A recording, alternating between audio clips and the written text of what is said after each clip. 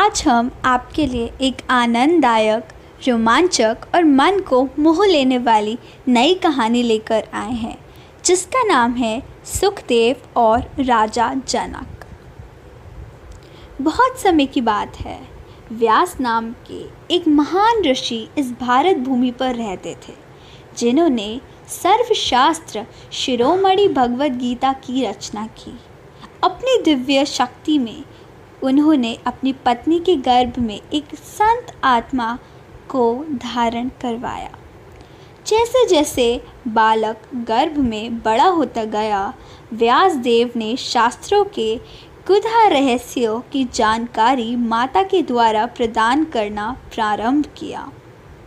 बालक ने जब जन्म लिया तो उसका नाम रखा गया सुखदेव। पिता के द्वारा दी गई दिव्य शिक्षाओं के कारण वह बालक बहुत अद्भुत बना। 12 वर्षों की छोटी सी उम्र में ही वह सभी शास्त्रों के श्लोकों का ज्ञाता भी बन गया। भारतीय रिवाजों के अनुसार प्रत्येक मनुष्य को अपने जीवन काल में गुरु अवश्य बनना चाहिए। जब सुखदेव जी गुरु की खोज में चले तो पिता ने उन्हें राय दी कि वह राजा जनक के पास जाए जो कि उसी राज्य के राजा थे। सुखदेव ने जब राजमहल में प्रवेश किया तो देखा कि राजा जनक रत्न जड़ित सोने के सिंहासन पर विराजमान है और अपने मंत्रियों और पंखा करने वाले दासियों से घिरे हुए थे। यह दृश्य सुखदेव को अच्छा नहीं लगा। कठिन हो पीछे मुड़कर तेज कदमों से वह राजमहल में बाहर जाने लगा। मन ही मन बड़बड़ाने लगा, पिताश्री को शर्म आनी चाहिए थी। उन्होंने मुझे भौतिक चीज़ों से आकर्षित किया और भोग विलास में लिप्त एक व्यक्ति के पास भेजा। सुखदेव ने विचार किया कि ऐसे दुनिया या वो मनुष्य कैसे मेरा शिक्षक बन सकते हैं। राजा जनक राजा होते भी साधु थे। वे इस दुनिया में रहते हुए भी दुनियावी बातों से परे थे। अध्यात्म के उच्चतम शिखर पर होने के कारण राजा जनक सुखदेव के संकल्पों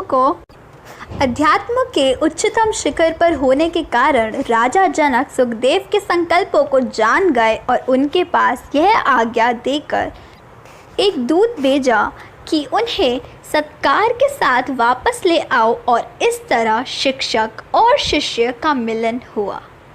राजा ने अपने सहचरों को आदेश दिया कि वे वहां से चले जाएं। इसके बाद दोनों ईश्वर चर्चा करने लगे तो उसमें ही लीन हो गए। 4 घंटे बीत गए। सुखदेव भूख और प्यास से व्याकुल होने लगे, परंतु राजा परमात्मा की याद में लीन थे। सुखदेव ने बाधा डालना उचित नहीं समझा। कुछ घंटे और व्यतीत हो गए। इतने में 2 दूत भागे भागे आए और कहने लगे, महाराज, पूरे शहर में आग लग गई है और यह आग बेकाबू हो महल के अंदर आ रही है। क्या आप देखने नहीं आएंगे और जानना नहीं चाहेंगे कि आग कैसे लगी? राजा ने उत्तर दिया, मैं अभी सुखदेव के संग परमात्मा चिंतन में व्यस्त हूँ। मेरे पास किसी और चीज़ के लिए समय नहीं है। 1 घंटे के उपरांत वे ही दूत भागे भागे राजा जनक के पास आए, उन्हें घेर लिया और कहने लगे, महाराज, कृपया भागिए, महल में आग लग चुकी है और यह दरबार की ओर बढ़ रही है। राजा ने उत्तर दिया, चिंता मत करो, मुझे परेशान ना करो, मैं अपने मित्र के साथ ज्ञान अमृत ग्रहण कर रहा हूँ। सुखदेव राजा की इस प्रकार की वृत्ति देख अचंभे में पड़ गए, परंतु उस आश्चर्य से वे भावित रहना चाहते थे। थोड़ी ही देर बाद आग में झुलसे हुए 2 दूत आए और राजा जनक के सामने चिल्लाने लगे, महाराज, महाराज, यह आग आपके सिंहासन की ओर बढ़ रही है, भागिए नहीं तो आप दोनों भी जल जाएंगे। राजा ने फिर वही उत्तर दिया, आप दोनों स्वयं को बचाइए। मुझे परमात्मा की बाहों में सुरक्षा, शांति और आनंद मिल रहा है। मुझे इस विनाशकारी लौ से डर नहीं लगता। दोनों दूत वहाँ से भाग गए। वहाँ आग सुखदेव के शास्त्रों पर गठरी पहुँच गई, परंतु राजा जनक फिर भी अचल अडोल स्थिति में बैठे थे। सुखदेव अब शास्त्रों को जलता देख चौंक रहे थे और खड़े होकर आग बुझाने में लग गए ताकि उनकी अनमोल पुस्तकें बच जाएं। राजा जनक ने हंसकर हल्का सा हाथ मारा और आग बुझा दी। सुखदेव आश्चर्यवत देखते रह गए और बाद में अपने स्थान पर पुनः बैठ गए। जब राजा ने शांत भाव से कहा, हे युवक सुखदेव, तुमने मुझे दुनियावी चीज़ों में मोहित पतित राजा समझा, परंतु स्वयं को देखो। तुम सबकी रक्षा करने वाले भगवान की याद को छोड़कर अपनी पुस्तकों की रक्षा करने लगे। मैंने राजमहल के जल जाने की ओर भी ध्यान नहीं दिया। भगवान का हर कार्य चमत्कार से भरा हुआ रहता है। मैं आपको यही दिखाना चाहता था। वैसे तुमने घर बार छोड़ वैराग्य धारण कर लिया, फिर भी तुम परमात्मा से ज़्यादा इन किताबों के संग जुड़े हुए हो। आनंद का महत्व। आनंद क्या है? ये आनंद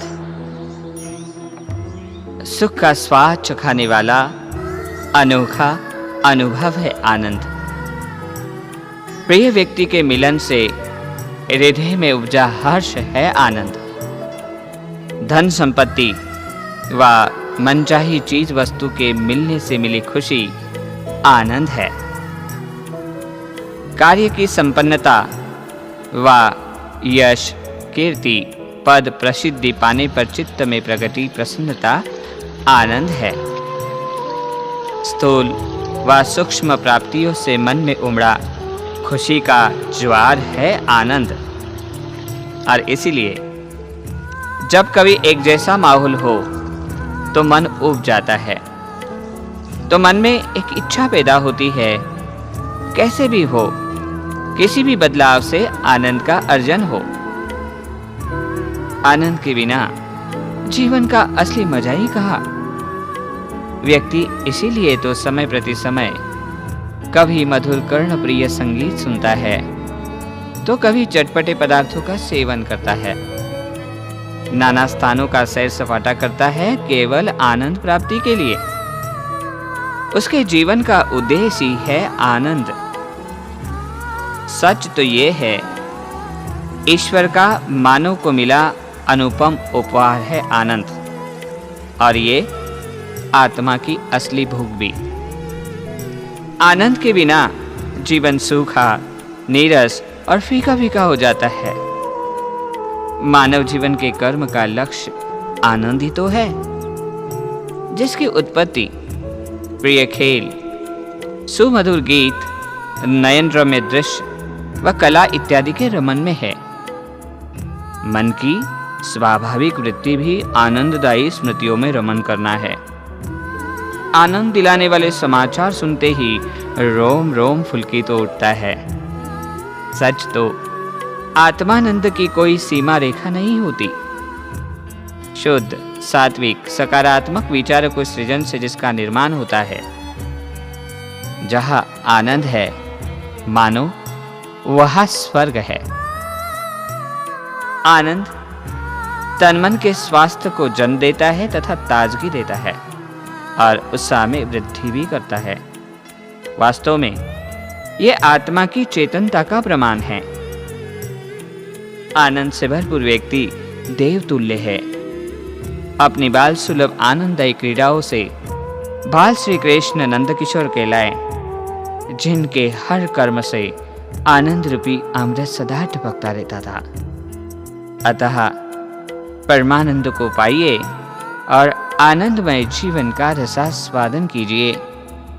ऐसी हमारी आपके लिए हार्दिक शुभकामनाएं हैं।